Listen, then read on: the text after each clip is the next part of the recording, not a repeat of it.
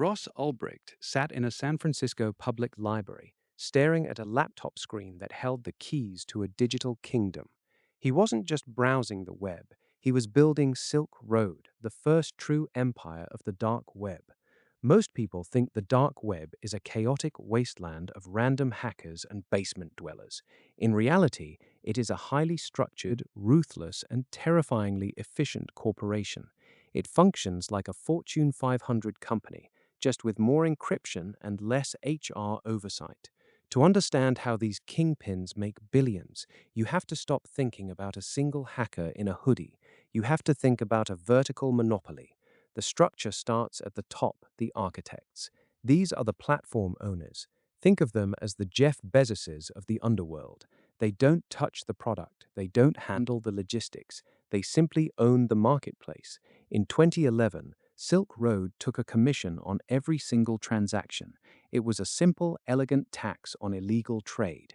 At its peak, the platform was generating roughly $1.2 million a month in commissions alone. But the true wealth wasn't the commission, it was the ecosystem. By controlling the interface, the architects controlled the trust, and on the dark web, trust is the most expensive commodity in existence. Below the architects are the wholesalers.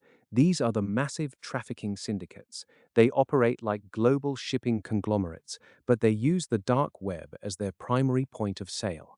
We're talking about entities that move multi-ton shipments of narcotics, forged documents, and stolen financial records across borders. They bypass traditional street corners because the risk is lower and the scale is global. A drug dealer in Chicago can order 5 kilos of product from a supplier in the Netherlands with a few clicks. The payment is escrowed. The package is vacuum sealed and shipped through standard post. If the package is intercepted, the supplier loses product, but the kingpin remains anonymous.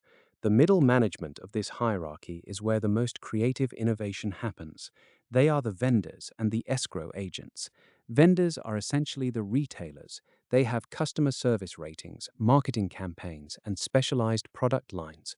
Some specialize in high-end cloned credit cards. Others focus on zero-day exploits, malware that targets unpatched security holes in software like Windows or iOS. A single working zero-day exploit can sell for $500,000 to a state-sponsored hacker or a private firm. Then there are the money launderers.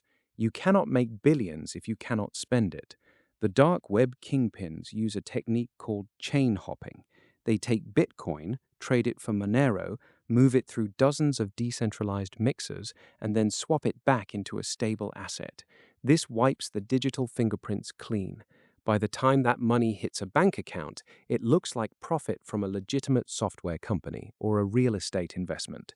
The scale of this operation is staggering.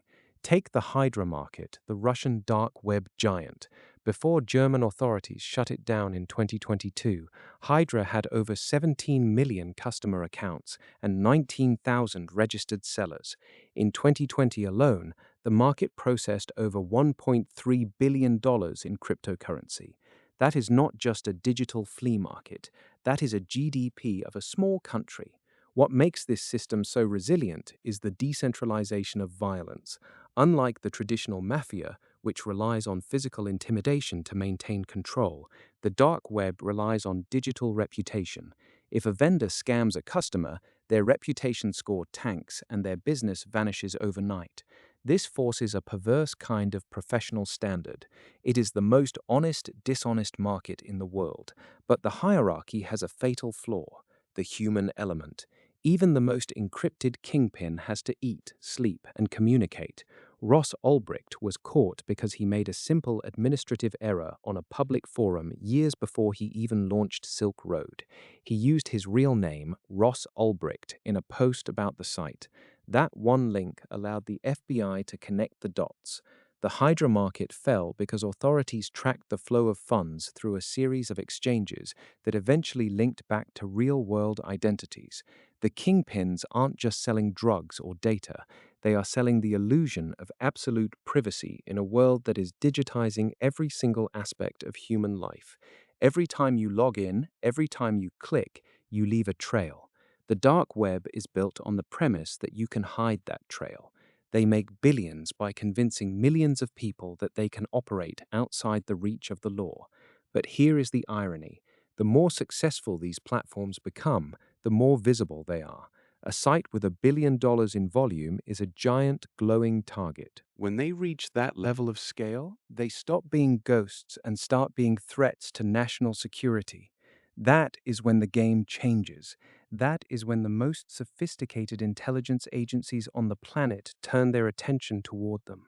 We like to think of the internet as a tool for progress, a way to connect the world and democratize information. We forget that it is also the most efficient machine ever built for the shadow economy. The hierarchy exists because the demand exists. As long as people want what is prohibited, and as long as they believe they can buy it with total anonymity, someone will step up to fill the void. The next kingpin isn't currently sitting in a basement. They are likely watching, learning from the mistakes of Silk Road, Alphabet, and Hydra. They are looking at the blockchain logs and the old court documents, analyzing the slip-ups of the predecessors. They are refining the logistics, automating the laundering, and tightening the encryption. The dark web isn't going anywhere. It is evolving. It is becoming more automated, more decentralized, and more dangerous. The real question isn't how they manage to stay in business. The question is how much longer the rest of the world can ignore the fact that a multi-billion-dollar, unregulated shadow economy is running in parallel to our own. When the next trillion-dollar market emerges, will we even be able to tell the difference between the legitimate and the illicit, or have we already reached a point where the distinction is purely academic?